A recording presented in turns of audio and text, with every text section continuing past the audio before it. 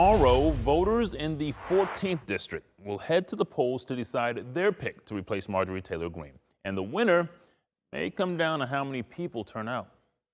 Well, voters here in the 14th district are being asked to choose between Republican Clay Fuller and Democrat Sean Harris. And already for a special election, voter turnout is really high. I'm political reporter Doug Reardon in Paulding County. The county alone has already started processing 16,000 early and absentee ballots. They expect another 14 or 15,000 in-person voters tomorrow. That is really good for a special election where turnout is normally low. And Paulding County Elections Clerk Deidre Holden tells me it's because of how high-profile Marjorie Taylor Greene was in this role. Republican Clay Fuller is a former prosecutor and veteran backed by President Donald Trump, and Democrat Sean Harris is also a veteran and a cattle farmer who ran against Greene in 2024.